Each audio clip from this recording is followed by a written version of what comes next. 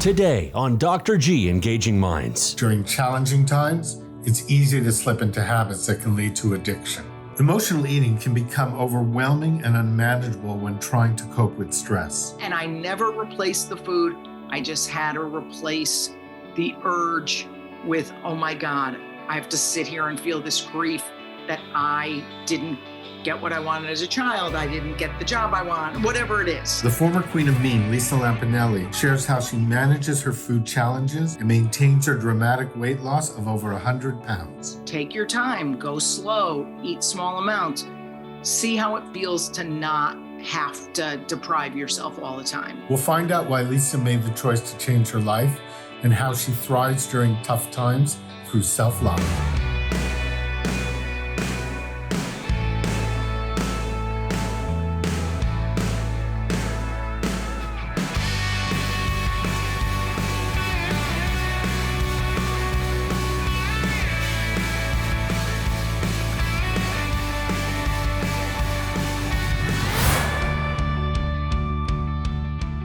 Hi, I'm Dr. G, and welcome to Engaging Minds. Our guest is Lisa Lampanelli. She's a Grammy Award-winning comedian, a storyteller, a performer, and an inspiration to millions of people. So, Lisa, I want to welcome you to the show.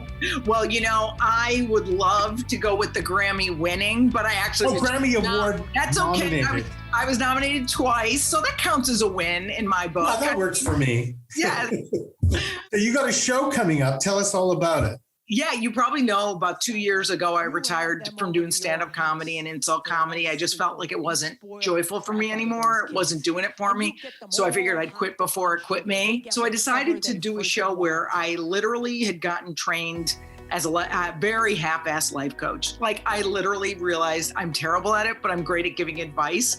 So I'm doing a show where it's me being interviewed by another comedian about my journey with food and weight loss and retirement and changing my life. And then I do some half-assed coaching with the audience. That's great. Yeah, it's really fun. So yeah, well, I'm doing that April 24th, live streaming.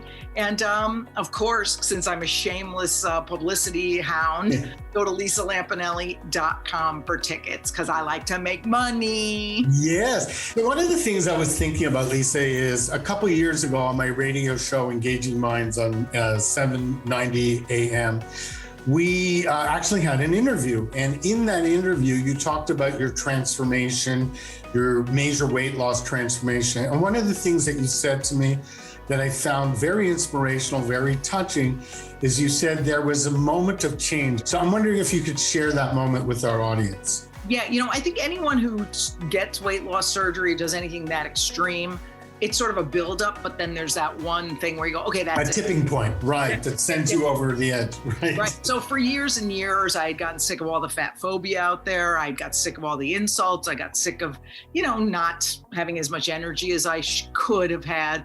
And I went to see this bariatric surgeon that was recommended to me. And he did say to me, how many 70-year-olds do you see alive at your weight? And I'm like, well, not many. And if they are, they're not doing that well physically, meaning getting around, mobility, etc. So I was like, you know what? I'm practically there anyway. Let's do this thing. Yeah, you know what I find so interesting? You know, like I said, I've worked as a bariatric psychologist for years, and especially around the bariatrics, I'm thinking of a client I'm dealing with right now. There is such a love relationship with food that the thought of, you know, losing a certain food, like she'll say to me, you know, I won't be able to drink soda. And I'll say, I understand, but you'll be dead if you don't stop this. Well, food. You want to know though, there is that rebel in us that wants what we want. So I'm not supposed to drink soda. Look what I have. I know, I tell her that too all the time. You know, a lot of patients get adjusted. Yeah. Don't do it if you're not ready to get therapy about it, because it's a big change. And it's also just, where do your feelings go if they're not going into food? Point being, you just have to feel your feelings, but that's the hardest thing to do in the world. Like Jim Carrey, I was friendly with him for a little while, and he called it the United States of avoidance. We'll do anything except feel. And with COVID and with me not having food to go to, and I didn't want to do a lot of shopping because I didn't want to transfer addictions. I've never liked to drink, so that wasn't an issue. I've never liked drugs. I'm like, wow, I have to sit here and feel sad. What's that experience like? I mean, it sounds like it's easy, but if you were telling our It's the hardest thing to do, and everyone will do anything to avoid sitting still, crying, feeling the feelings, and then you do it. You never cry. Nobody ever died from crying themselves to death. You never like dried up because you cried too many tears. So I think we all are afraid if we start crying, we'll never stop. And you always stop. That's what I tell patients all the time, that the emotions will leave. You know, they're flighting. They feel like they're going to destroy you. They feel like they might kill you, but actually they won't.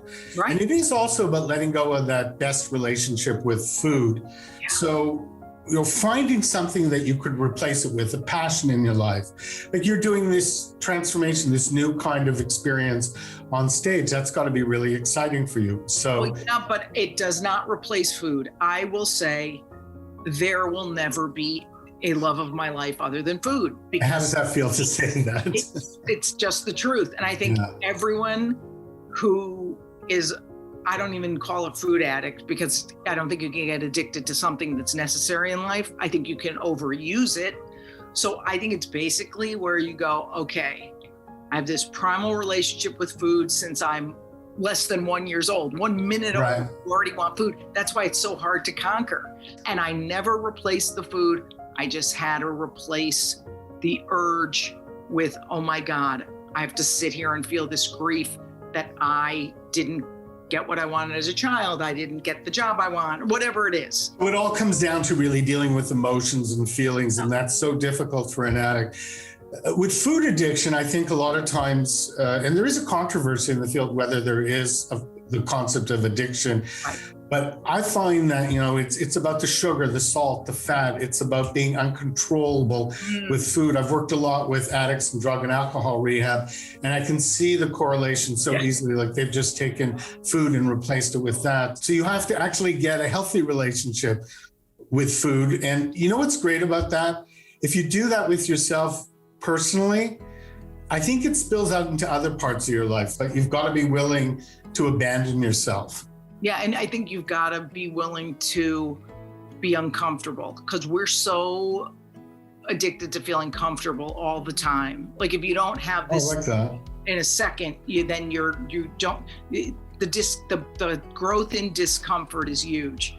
And I mess up 50 times a day, and it's just uncomfortable.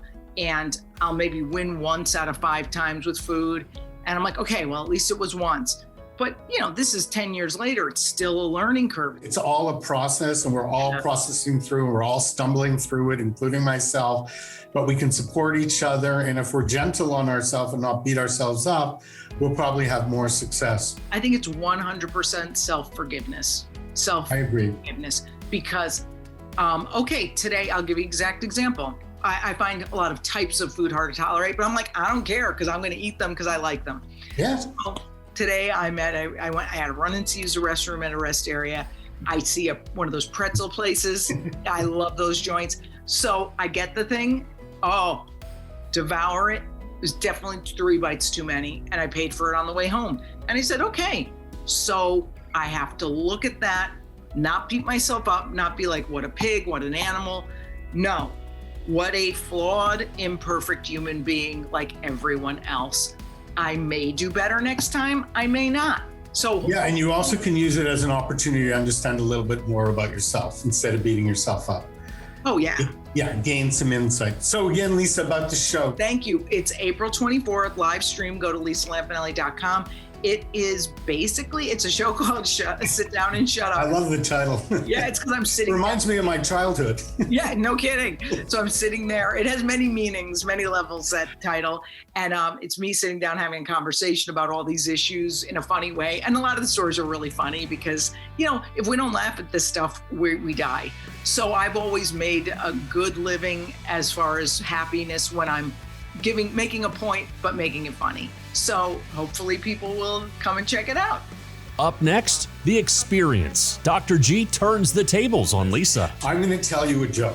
Oh, God. We'll see what happens with that coming up.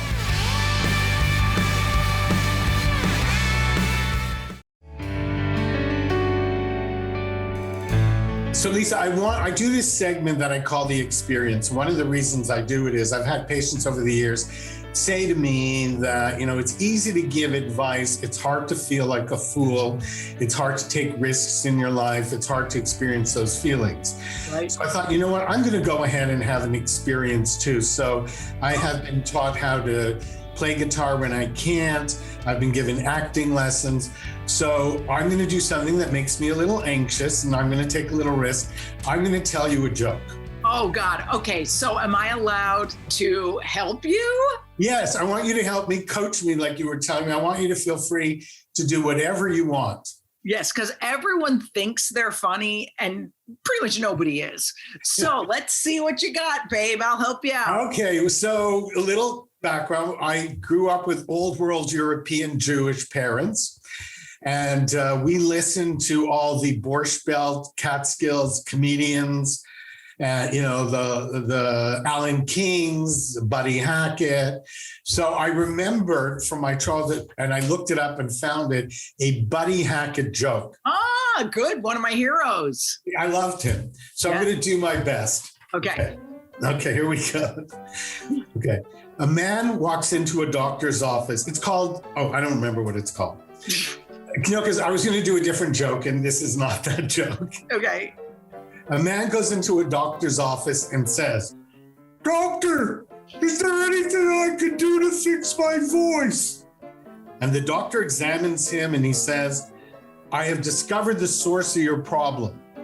Down there, you have 4 whatchamacallits instead of 2. And that's what's causing you to be a beast in bed, but it's also affecting your voice." So the man says, "Is there anything I could do about it?" And the doctor says, "Yes, we could do surgery and remove 2 of your whatchamacallits."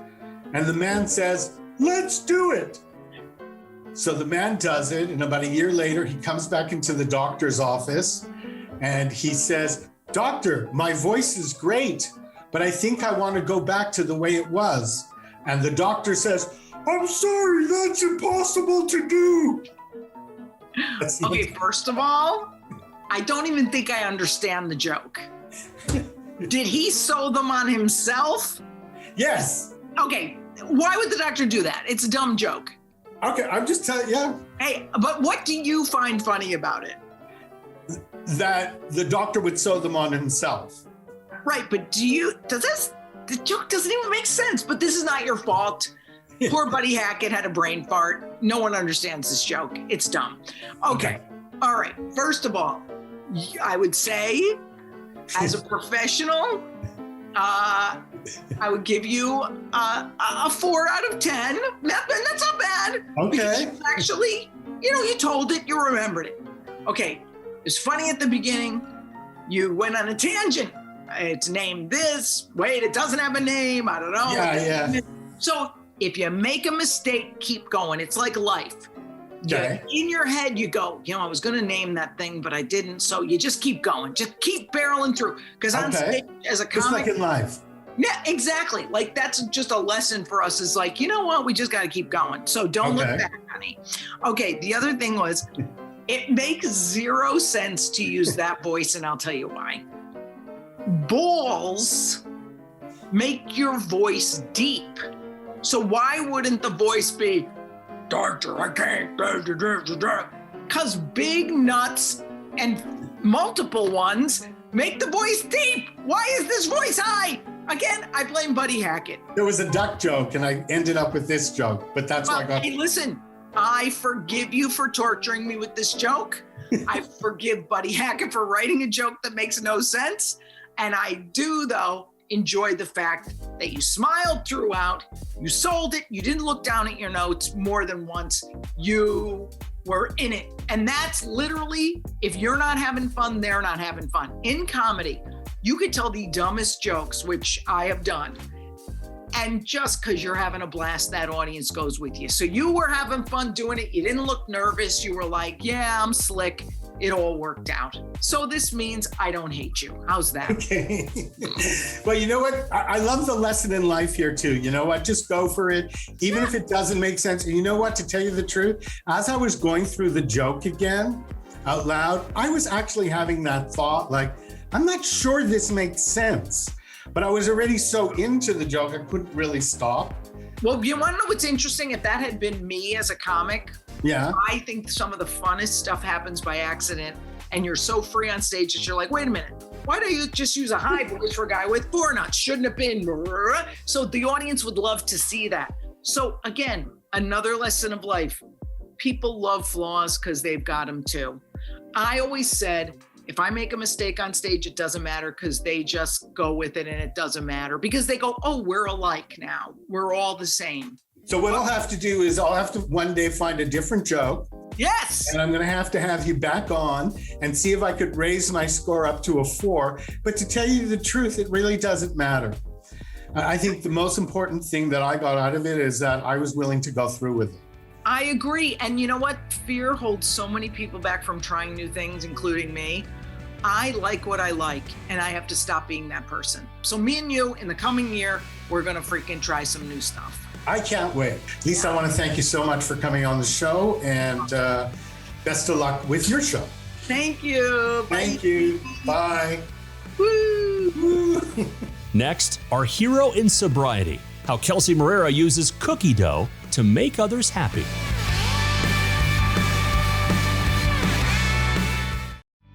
Dr. G Engaging Minds is brought to you by Daranaut Health.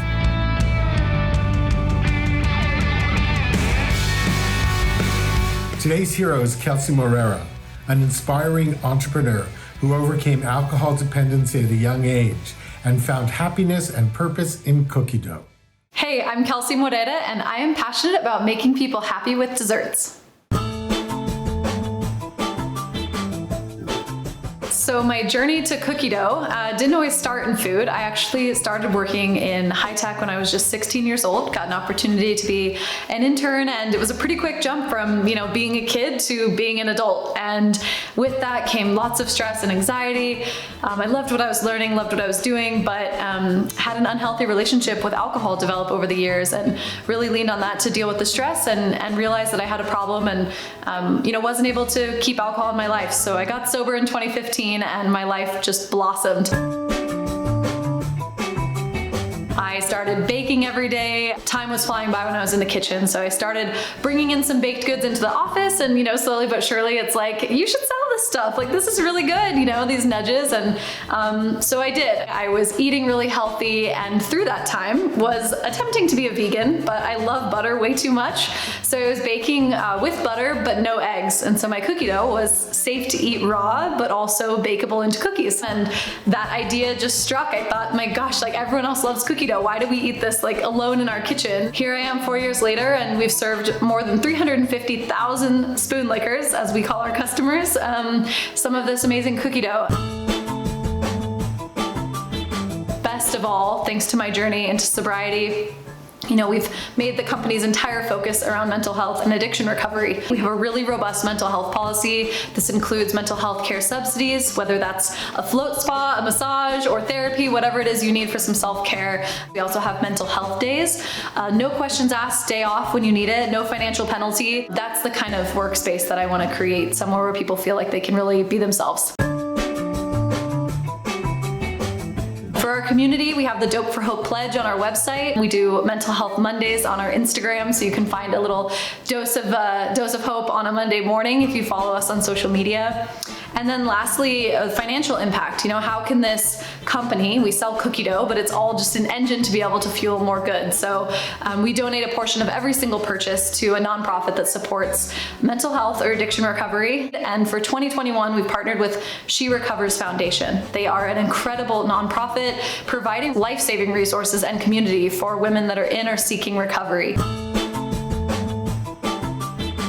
So I absolutely did find my happy place right here in the kitchen. To anybody else that's out there that's looking for their happy place and what they can find, I just recommend that you try it all. When I first got sober, I was baking, I was trying to do a little gardening, I was horrible at it, I did pottery, painting, all sorts of stuff. And it was really this rediscovery of what makes me me, what do I feel alive doing, and just keep searching until you find that thing where you feel that fire and that excitement to get up and do it again the next day.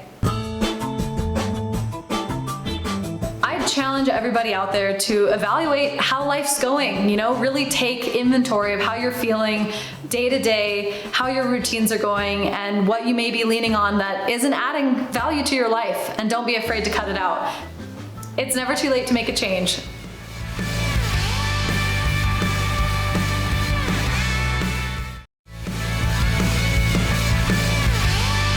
I want to thank everyone for joining me today with Lisa Lampanelli. I hope what we discovered offers you and your loved ones hope, insight, and courage. What I've learned today is be nice to yourself, and then you can be nice to the rest of the world. Find out more about Dr. G Engaging Minds by visiting our website and social media.